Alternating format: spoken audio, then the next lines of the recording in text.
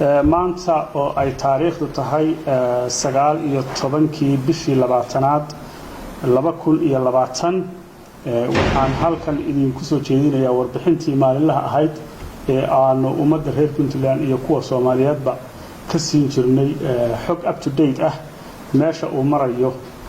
xanuunkan caabuqa COVID-19 warbixinta maanta waxa ay ka kooban tahay 6 qodob waxayna u dhigan tahay sida tan qodobka koowaad guddigu wuxuu xaqiijinayaa in kiiskii ugu horeeyay oo COVID-19 ah laga helay gudaha Puntland muwaadinkan ayaa ka mid ah labadii qof ee baaritaanka dhowaan laga qaaday qofka kale jawaabtiisii waxa ay soo noqotay negative oo wax xanuuna waa laga waayay qofka laga helay COVID-19 oo hadda xaaladiisa caafimaad ay aad u fiican tahay ayaan in dhaweyd wax safar ah sameyn taasi oo muujinaysa in cudurka COVID-19 uu ku jiro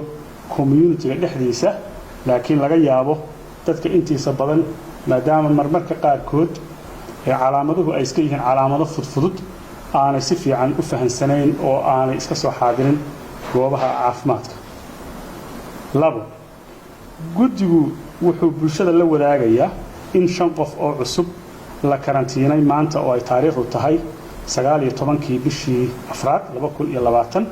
dadkaasi oo baaritaan laga qaadi doono ayaa hadda ku jira karantiin 3 guddigu wuxuu cod dheer ugu baaqayaa bulshada Puntland in laga taxadaro lagana fogaado meelaha la isugu yimaado sida jamaacada masaajidada hoteelada iyo goobaha lagu ciyaaro 4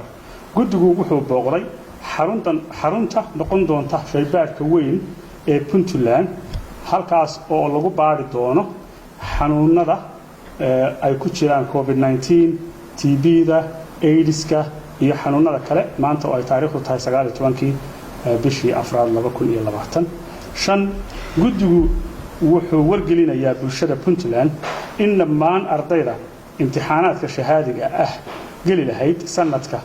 ay casharada oo maqal iyo muuqaal ah ay si toos ah uga qaadan doonaan telefishinada idaacadaha iyo warbaahinta bulshada barnaamijkaasi oo wasaaradda waxbarashadu ay maanta daahfurtay ayaa ujeedadiisu tahay in ardaydu helaan casharada iyadoo la ilaalinayo badqabkooda caafimaad qodobka ugu dambeeya ee number 6 guddiga ka hortagga COVID-19 wuxuu ugu celcelinayaa in shacabweynaha reer Puntland dal iyo dibadba ay ka qayb qaataan sanduuqa taakulaynta iyo ololaha ka hortagga COVID-19 wabillahi tawfiiq wasalaamu calaykum waraxmatullaahi wabarakaatuh